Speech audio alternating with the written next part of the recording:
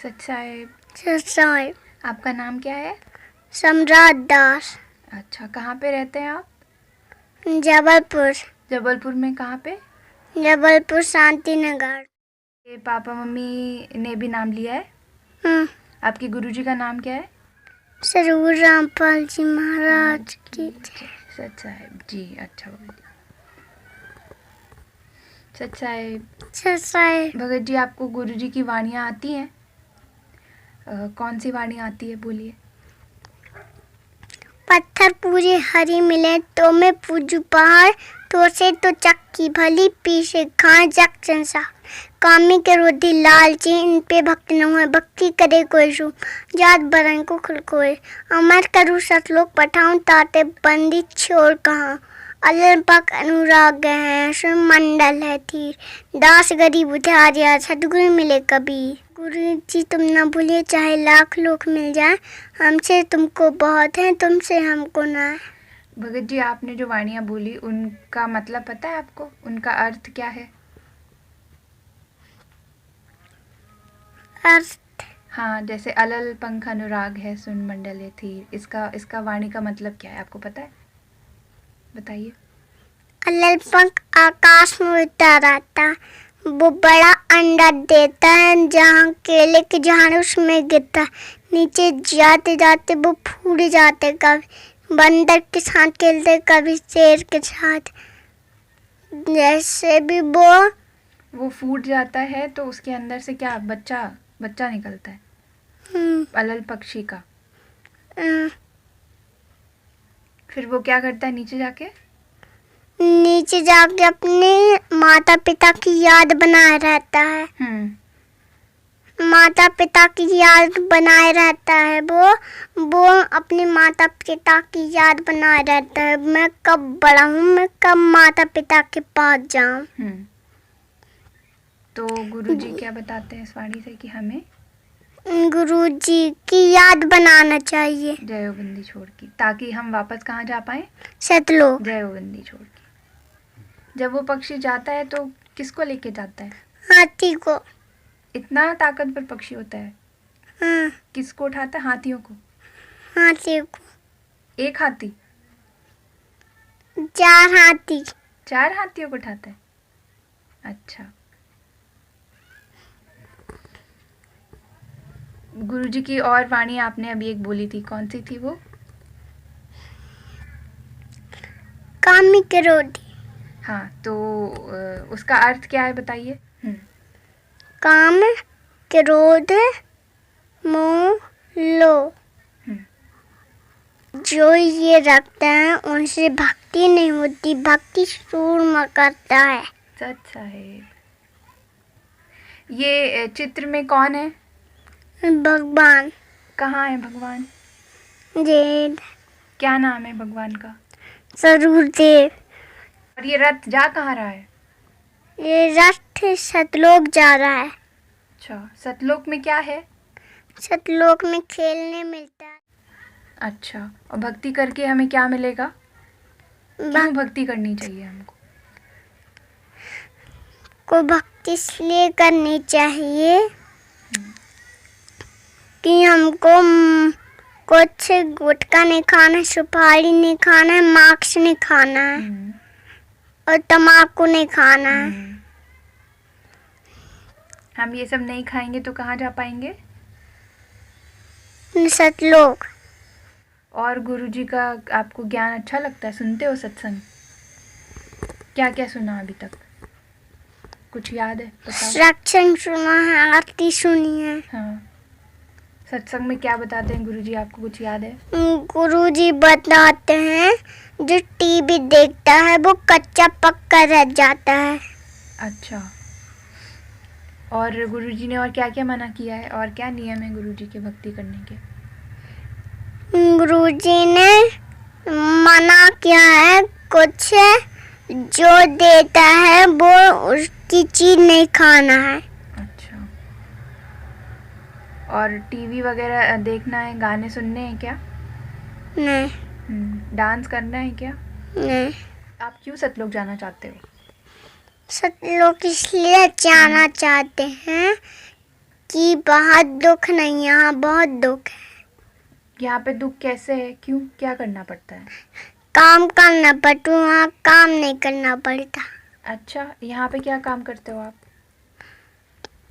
यहाँ पे दवाई खानी पड़ती, बुखार चढ़ती है। अच्छा, तो क्या सतलोक में बुखार नहीं आती? और क्या करते हो यहाँ पे? यहाँ पे सब कुछ होता है, गिर जाते हैं, खून निकलता है। और वहाँ सतलोक में? सतलोक में गिरते नहीं है। यहाँ पास टेंशन होती है, वहाँ टेंशन नहीं होती।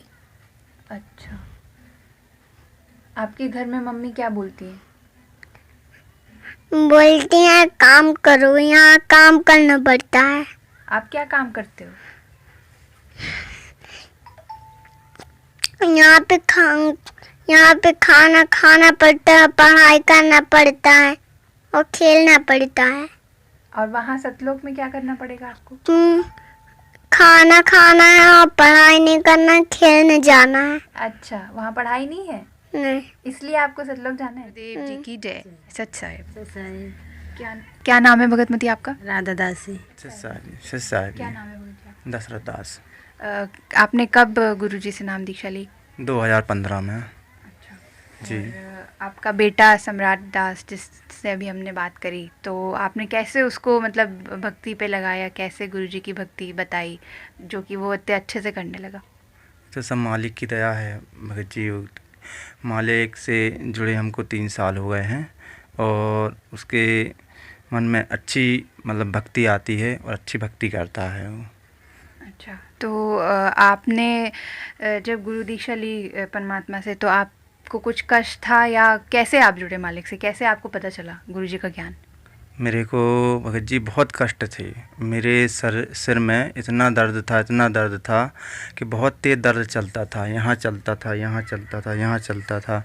इतना तेज़ दर्द चलता था कि मैं सह नहीं पाता था दर्द। और जब दर्द नहीं सह पा रहा था तो मैं सल्पास की गोली ले आया था मैं खाने के लिए, कि मैं दर्द नहीं सह पा रहा था तो मैं सल्पास खा लूँ। तो फिर तो आपको इतनी तकलीफ़ थी तो आपने मतलब आत्महत्या करने तक की सोची कि आप सल्फास की गोली ले आए। तो आपको फिर कैसे मतलब ये ज्ञान हुआ कि मुझे, आप दूसरी तरफ वो हुए कि किस तरह से आपको ये ज्ञान मिला गुरुजी का?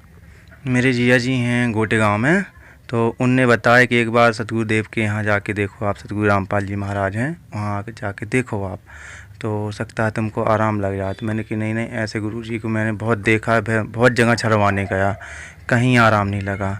फिर उसके बाद में मैं सतगुरु रामपाल जी महाराज के यहाँ गया, नाम लिया पर्यट में, पनागर पर्यट में। फिर जैसे मैं अंदर गया तो वैसे ही मेरा आधा दर्द ख़त्म हो गया। लाभ तो मेरे को बहुत मिले हैं। पहले मैं जब मालिक से नहीं जुड़ा था, मैं बहुत लड़ता था घर में, हर बात में गाली देता था अपनी भगतमती को, हर बात में गाली देता था जी। और बहुत मारता भी रहा उनको, बहुत मारता रहा उनको। फिर जब मालिक से जुड़ा हूँ तो सब मैंने बंद कर दिए हैं। अच्छा, मतलब आपका कहना है कि घर में कलेश बहुत होता था, लड़ाई होती थी आप लोगों की, और फिर गुरुजी से नाम दीक्षा लेने के बाद आपने ये सब कुछ छोड़ दिया जी। तो भगत जी जो बता रहे हैं क्या ये सच है, और आप क्या बोलना चाहते हो इस पे? उनका जो आचरण पहले था और अब था उसमें क्या अंतर है? जी, भगत जी बहुत लड़ते थे, मारते पीटते थे, यानी कि सास ससुर भी रहते थे, और हम लोग यानी कि बहुत लड़ते थे, मारते रहे, पीटते रहे, भगा देते, करते रहे। आपको उनका आचरण में जो भी ये परिवर्तन दिखा, तो आपको क्या लगता है ये क्या क्या कारण? हाँ, बहुत अच्छा लगता है अब, यानी कि अच्छे से रहने लगे हैं, अच्छे से बोलने लगते। नहीं तो पहले तो खाना में भी नमक तेज हो जाता था, मिर्ची तेज हो जाती, जो फेंक देते रहे। क्या ये सही बोल रही हैं? सत्य बात है, मैं बहुत मारता था। अगर ज़रा सा भी नमक तेज होता रहा तो मैं थाली भी फेंक देता रहा खाना की, और उनको मारता भी रहा बहुत जी। फिर खाना दूसरा बनाना पड़ता रहा मेरे को, उस समय बहुत से काम रहते रहे, मगर इनके लिए खाना बनाना पड़ता रहा दूसरा, यानी कि जाए ना भूखे, मगर ये दोबारा फिर वो खाना खाते नहीं थे जी। मैं दुकान से आता रहा तो मैं हर बात में गाली दे के इनसे कहता था पानी लेके आ, गाली दे के जी, बहुत मारता रहा। मतलब आपके अंदर ऐसा स्वभाव था, आप क्रोधी भी थे, पर एकदम से क्या वजह इतना परिवर्तन, इतना बड़ा परिवर्तन? तो आप इसके विषय में कुछ कहना चाहेंगे गुरुजी के ज्ञान से? जी, सतगुरुदेव की दया से, उनका ज्ञान मिला जब से, मालिक की दया से मैं बहुत सुधर गया हूँ और अब कोई मेरे में ऐब नहीं है। और आप क्या कहना चाहेंगे बंदी छोड़ सतगुरु रामपाल जी महाराज जी ने आपके परिवार के ऊपर, सभी के ऊपर इतनी बड़ी दया करी है, तो आप और क्या कहना चाहते हैं? मैं हर भगत समाज को यह संदेश पहुंचाना चाहता हूं मालिक की दया से कि मालिक से नाम लें और अपना कल्याण करवाएं। मैं सबसे ये कहना चाहता हूं साहब जी।